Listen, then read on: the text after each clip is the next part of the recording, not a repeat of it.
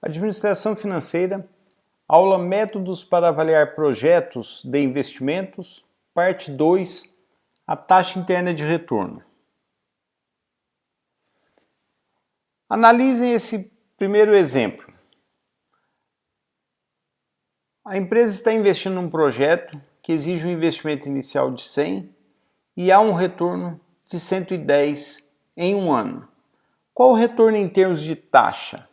Rapidamente vocês enxergam aqui o retorno de 10% ao ano. Exemplo 2. Há um investimento inicial de 100 que retorna 121 no segundo ano. Qual o retorno em termos de taxa? 100, 121 de retorno. Rapidamente vocês conseguem também enxergar um retorno de 10% ao ano.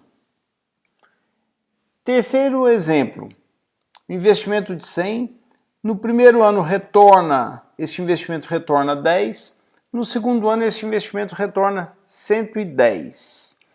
Veja só, você tem 100, um retorno de 10%, tira 10, continua um 100, mais um ano, mais 10 de retorno. Vocês conseguem enxergar também, sem fazer nenhuma conta, um retorno de 10% ao ano.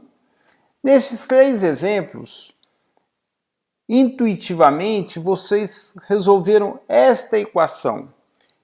O que é essa equação? Nós temos aqui o investimento inicial, do lado esquerdo da equação, e o retorno do lado direito da equação. Se nós trouxermos a valor presente o que o investimento retorna, a uma determinada taxa de desconto, nós vamos comparar com este investimento inicial. Esta taxa de desconto, quando permite esta igualdade, é a taxa interna de retorno. Então vejam que aqui nós temos três exemplos visualmente simples em que vocês calcularam sem nenhuma ferramenta, sem nenhuma calculadora, sem nenhum Excel, a taxa que permite esta igualdade, ou seja, a taxa que iguala o investimento inicial ao valor presente do fluxo esperado daquele projeto de investimento. Essa taxa que permitiu essa igualdade é a taxa interna de retorno.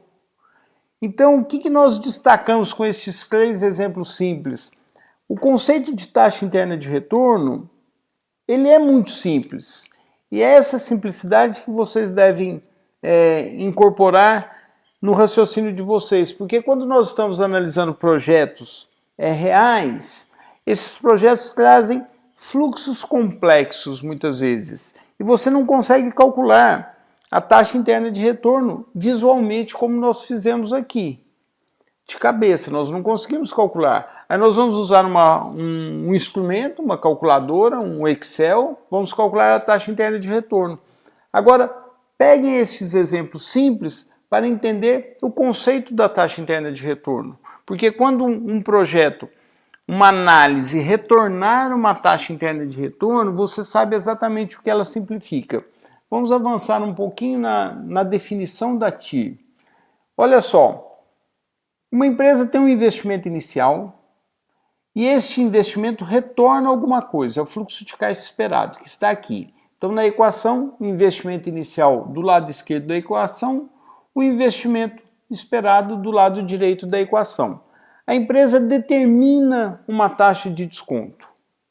Por exemplo, ela pega o seu custo de capital e manda para os analistas, fala, olha, o custo de capital é tanto, a taxa de desconto da empresa é tanto. Quando o analista está pegando o fluxo esperado e descontando uma determinada taxa, este fluxo esperado a valor presente, ele pode ser maior, ele pode ser igual, ele pode ser menor comparado ao investimento inicial.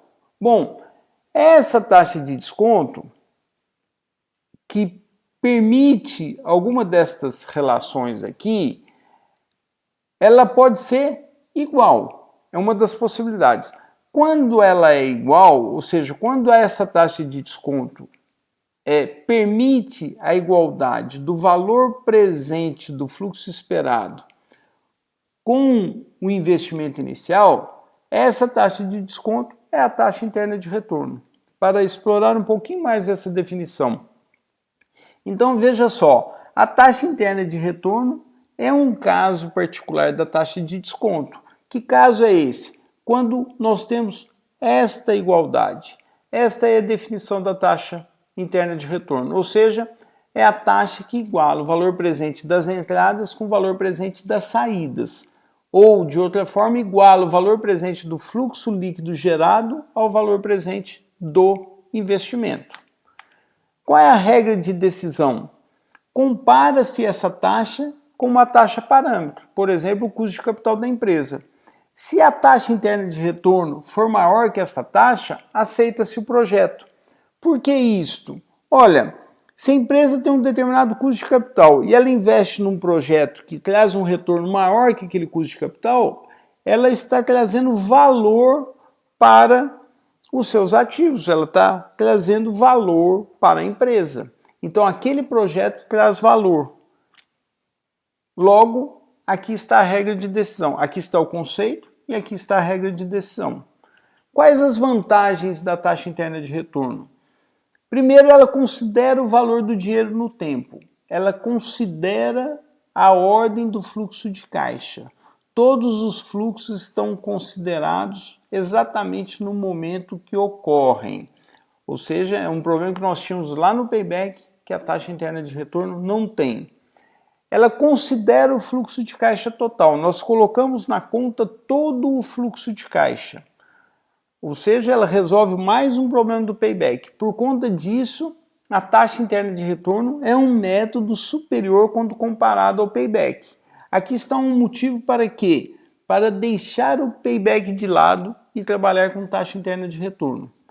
E há uma terceira vantagem apontada que eu não vejo como vantagem, que é a seguinte: para o cálculo, a taxa interna de retorno dispensa a informação da taxa de desconto. É uma vantagem, claro, para o cálculo. No entanto, é uma vantagem que não dura um segundo. Por quê? Para analisar, você precisa da taxa de desconto. Então, você não precisa da taxa de desconto para o cálculo, mas você precisa da taxa de desconto para comparar com a taxa interna de retorno. Então, é uma vantagem que morre, que se perde em um segundo. No momento seguinte, você tem que fazer a comparação e aí você precisa da taxa de desconto. Quais são os problemas com a taxa interna de retorno? Há alguns fluxos não convencionais que apresentam múltiplas taxas. Nós vamos ver isso na parte 6 desta aula. Um segundo problema: a taxa interna de retorno tem como pressuposto o reinvestimento dos fluxos intermediários à própria taxa interna de retorno.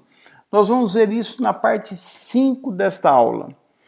Há quem afirme que a solução possível para estes problemas é calcular a TIR modificada, uma técnica que nós vamos ver também na parte 6 desta aula.